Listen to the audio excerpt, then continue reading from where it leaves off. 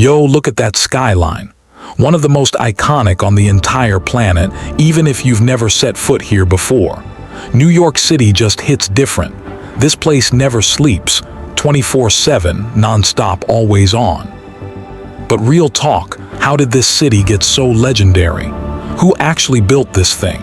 Let's take it all the way back to the very beginning, right here at the tip of Manhattan. Back in 1624, Dutch settlers rolled up to the Hudson River and set up a trading post, called it New Amsterdam. The hottest commodity back then, beaver fur. Yeah, you heard that right. Then in 1664, the British swooped in, took over and renamed it New York after the Duke of York. That name stuck, no questions asked.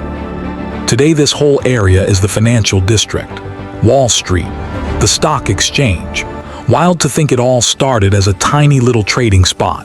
And listen, the Dutch were low-key pioneers of modern finance. They launched what's considered the world's first IPO back in 1602. Fast forward a few centuries, Wall Street is still where the most ambitious people on earth come to chase the bag. After the American Revolution, the young nation needed workers, builders, grinders, and they came from Ireland, Italy, Eastern Europe, Germany.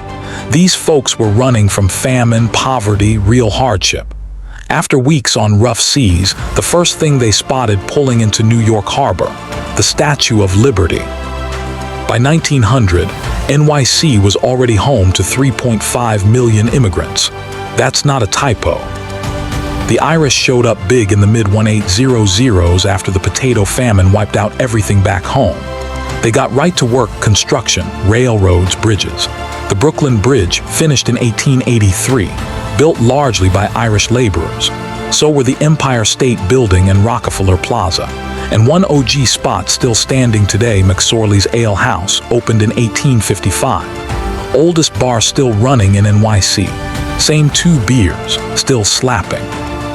In the early 1900s, around 4 million Italians made their way to America, and a huge chunk posted up in New York. They built the NYC subway, which opened in 1904, and they completely flipped the food game. Pizza, pasta, Italian-American cuisine. That's not ethnic food anymore, that's just American food, period. Between 1881 and 1924, Eastern European Jews arrived in massive numbers, running from persecution back home. They built the garment industry from scratch and created tight-knit communities in neighborhoods like Williamsburg. Their impact on New York's culture still felt every single day. Black Americans migrated up from the South to escape Jim Crow laws and find something better. A lot of them landed in Harlem, and what happened next was no joke. The Harlem Renaissance. Jazz, art, literature, all popping off at the same time. Jazz turned into bebop, bebop into funk, funk into hip-hop. Pretty much every major genre in American music traces its roots back to Harlem. That's not an exaggeration, that's facts. After Puerto Rico became a U.S. territory in 1898, Puerto Ricans started making moves to the mainland.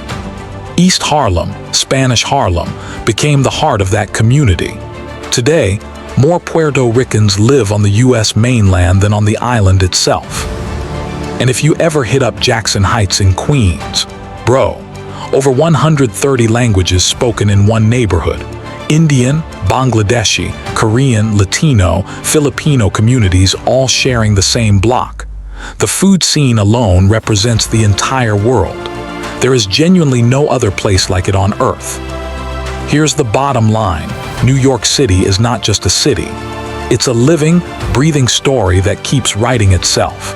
Built by millions of people who showed up with little more than a dream and the hustle to make it happen. Dutch traders, Irish laborers, Italian immigrants, Jewish refugees, Black Americans, Puerto Ricans, South Asians, and everyone landing at JFK today with their whole life stuffed into one suitcase. The story isn't done. It never will be. If you can make it here, you can make it anywhere. That's New York. That's always been New York. Thank you so much, guys, for watching this video. And if you haven't already, please like and subscribe. It really means a lot, and I will see you next time.